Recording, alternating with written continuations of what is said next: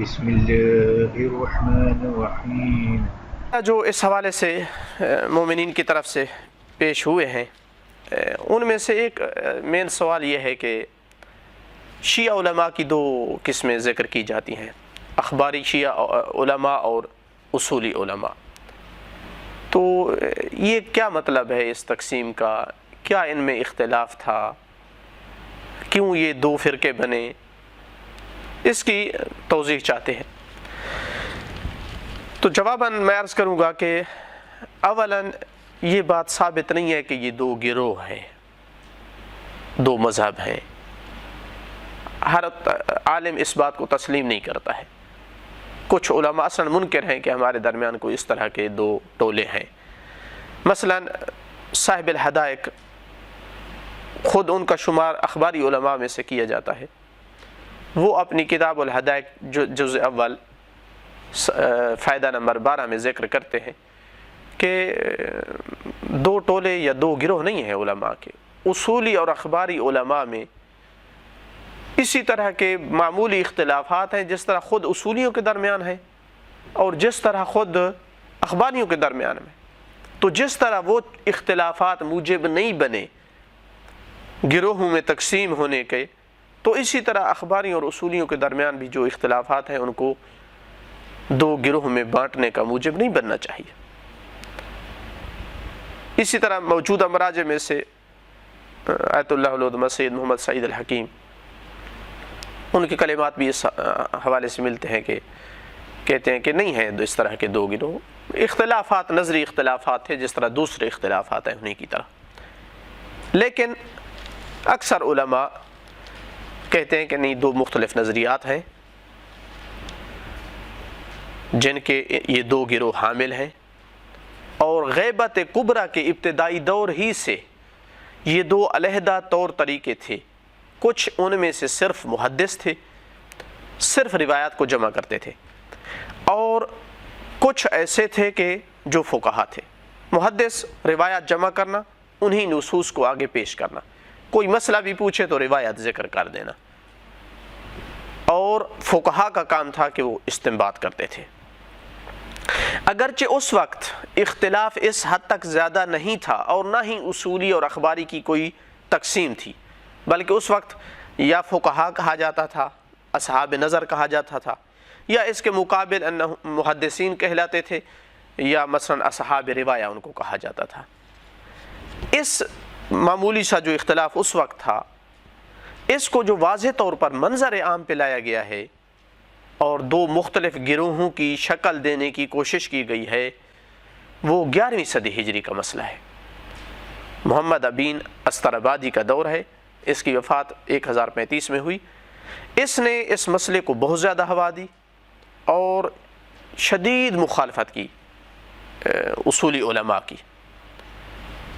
ان کے بعد کئی ایک علماء نے ان کی اتباع کی اور ایک جو ہے وہ گروہ بن گیا علماء کا۔ مثلا ان میں سے سید نعمت اللہ جزائری ہیں، محمد تقی مجلسی ہے، فید الکاشانی ہے، شیخ اور عاملی صاحب الوسائل ہیں۔ صاحب الحدائق کو اخباری شمار کیا جاتا ہے، وہ کہتے ہیں میں درمیان میں ہوں، نہ میں اخباری ہوں نہ اصولی ہوں، کیونکہ وہ کہتے ہیں پہلے میں اخباری تھا، پھر اصولیوں سے میری بحث ہوئی تو پتہ چلا کہ وزن میں کم نہیں ہے یہ لوگ بھی، تو میں نے سمجھا کہ یہ اختلاف نہیں ہونا چاہیے، اس کو دفن کر دینا چاہیے۔ تو انہوں نے مصالحت کی کوشش کی ہے کہ یہ دو گروہ نہیں ہونے چاہیے۔ تو 11ویں صدی ہجری میں منظر عام پہ آیا یہ اختلاف اس صورت میں کہ ایک گروہ ہمارا اخباری ہے، ایک اصولی ہے، اور شدت کے ساتھ۔ اس کے مقابل جو اصحاب استنباط تھے اور اصولی مجتہد تھے، کہ جو ابی عقیل نعمانی، ابن جنید، شیخ مفید سے گزرتے ہوئے سید مرتضی، شیخ طوسی علیہ رحمہ، ابن ادریس ہلی، گزرتے گزرتے ہر دور میں مثلا وہ مرجع رہا ہے اپنے دور کا، محقق ہلی، اس کے بعد علامہ ہلی، محقق کرکی، شہیدین، شہید اول شہید ثانی، صاحب المعالم، اس کے بعد مقدس اردبیلی، اس کے بعد محمد باقر مجلسی علیہ رحمہ۔ یہ ایک دور چلا ہے۔ جب نوبت آئی شیخ وحید بہبہانی کی، صاحب ہدایت کے یہ معاصر تھے، تو انہوں نے تقریباً اخباریت کا جنازہ اٹھا لیا. اتنی بحثیں کی صاحب ہدایت کے ساتھ. کربلا میں ہوتے تھے دونوں. جتنے بڑے نامور شاگرد تھے صاحب ہدایت کے چھوڑ کر شیخ وحید بہبہانی کی بحث میں آ گئے. اب کوئی آگے اخباری نسل چلانے والا مین بندہ کوئی بچہ ہی نہیں تھا، جس وجہ سے اس کے بعد جب صاحب ریاض آئے اور صاحب جواہر اور شیخ انصاری، تو اصلاً کوئی مد مقابل ہی نہیں تھا اخباری. اصلاً صاحب کفایہ، اور آج مثلاً حوزات میں ڈھونڈنے میں کوئی نہیں ملتا ہے اخباری. تو یہ تقریباً 200 سال کا پیریڈ ہے جس میں اخباریت ابھری تھی. اب اس کے اسباب کیا تھے، مختلف وجوہات ہیں، اس میں نہیں جانا چاہوں گا، کہ جو بعد میں آ کر کے ختم ہو گئی. مین اختلافات جو ان میں ہیں، ویسے تو کئی ایک اختلافات ذکر کیے جاتے ہیں چھوٹے چھوٹے مسئلے میں بھی. جس طرح کہ آج کے فقہا کے درمیان مثلا مسائل میں اختلاف ہے، تو بعض نے ہر طرح کے چھوٹے سے بڑے مسئلے میں جہاں اختلاف ہے کہا کہ یہ اخباریوں اور اصولیوں میں اختلاف ہے.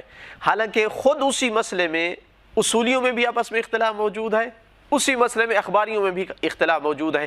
کئی ایک اخباری اصولیوں کی رائے پر ہیں اور کئی ایک اصولی اور مسائل میں اخباریوں کی رائے پر ہیں. تو لہٰذا وہ فروعی مسائل ہیں، اس قابل نہیں ہے کہ ان کو کہا جائے کہ یہ اساسی اختلافات تھے.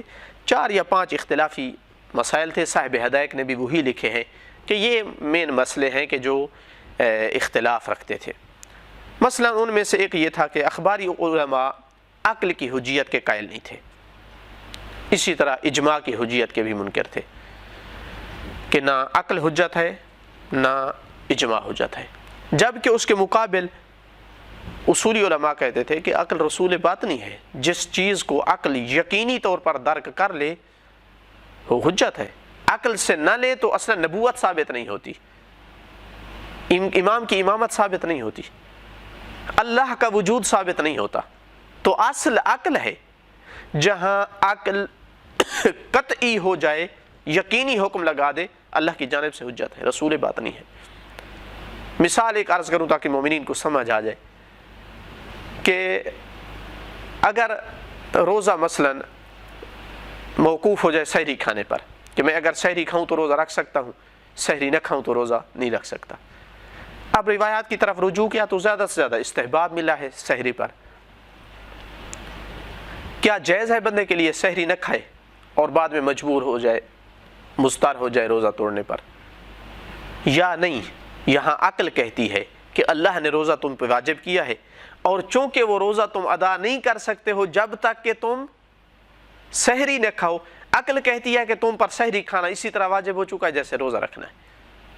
کیونکہ واجب جس چیز پر موقوف ہو جائے، واجب کی ادائیگی جس چیز پر موقوف ہو جائے، عقل کہتی ہے اس کا انجام دینا واجب ہے تاکہ تو اپنے واجب سے ذمہ بری ہو سکے. تو یہ عقلی حکم ہے. اصولی کہتے ہیں کہ اس طرح کا عقلی حکم حجت ہے.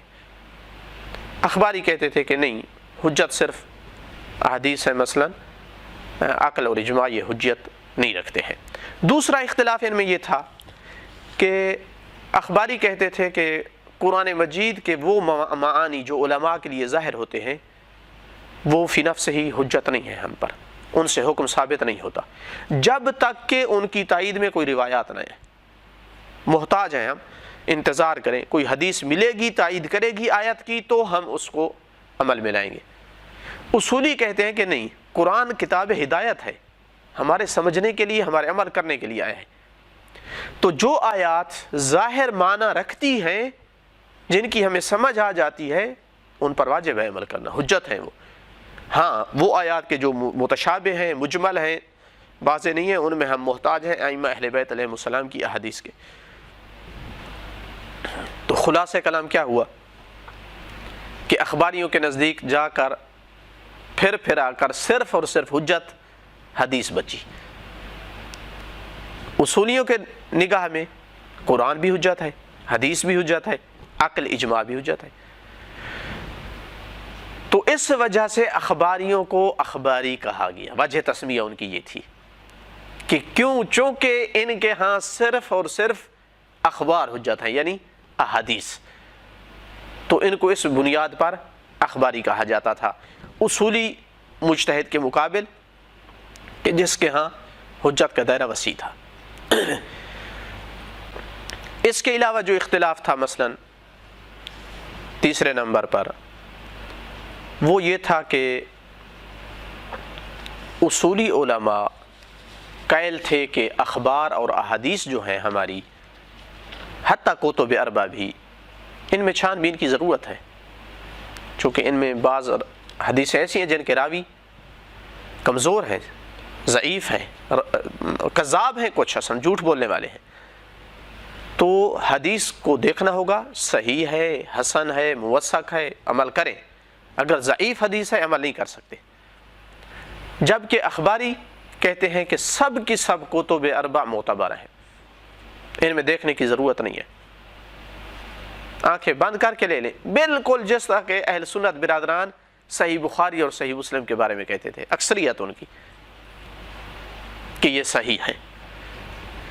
اور شاید اس کی مین وجہ یہ تھی کہ جب انہوں نے دوسرے دروازے اپنے اوپر بند کر دیے حجت کے، صرف حدیث بچی، اب اس کی بھی چھان بین کرتے ہیں تو پھر کیا بچے گا؟ تو اس پہ ڈٹ گئے۔ ایک وجہ تسمیہ علماء نے کہتے ہیں کہ یہ ہے ان کو اخباری کہنے کا، چونکہ تمام اخبار کی حجیت کے قائل تھے۔ ان کے علاوہ جتنے تقریباً اختلافات ہیں وہ فرعی ہیں۔ مثلا اصول عملیہ کی حجت، کہ جو بالخصوص اصول عملیہ عقلیہ ہے، براءت عقلی مثلا اصولی قائل تھے، اخباری قائل نہیں تھے، بالخصوص اگر شبہ تحریمیہ ہو، ایک چیز کے حرام ہونے کے شک ہو انسان کو، کوئی دلیل نہ ملے، اصولی کہتے ہیں کہ اللہ عقاب نہیں کرے گا، چونکہ جب دلیل نہیں ہے، اس پر بیان نہیں ہے، تو انسان مبری ذمہ ہے۔ اخباری کہتے تھے کہ نہیں، خبر نہیں ہے تب بھی، حدیث اس پر نہیں آئی تب بھی، اگر کسی چیز کے حرام ہونے کا شک ہے تو اس سے بچنا واجب ہے۔ مثال کے طور پر مثلا آج کل گوشت میں ٹیکا لگاتے ہیں روزے کی حالت میں، یہ جائز ہے یا ناجائز ہے؟ اصولیوں نے دیکھا کہیں دلیل نہیں ملی، نہ اس پر کھانا پینا صادق آتا ہے، نہ کوئی اور مبتل روزہ صادق آتا ہے، لہذا جائز ہے۔ اخباری یہاں ہوتا تو شاید کہتا کہ حرام ہے، چونکہ شک ہے اس کے حلیت اور حرمت میں۔ تو یہ لوٹ جائے گا مسئلہ اسی عقل کی حجیت کی طرف۔ بعض اصول ایسے ہیں اصول عملیہ، مثلا استصحاب ہے، کہ جو اس دور میں عقلی بنیاد پہ اس کو حجیت قرار دیا جاتا تھا، اس لیے وہ اس کے منکر تھے، لیکن بعد میں علماء نے جو ہے اس مسئلے میں احادیث بھی ڈھونڈ لی، کہ کئی ایک احادیث بھی موجود ہیں جو اس کی حجیت پر دلالت کرتی ہیں۔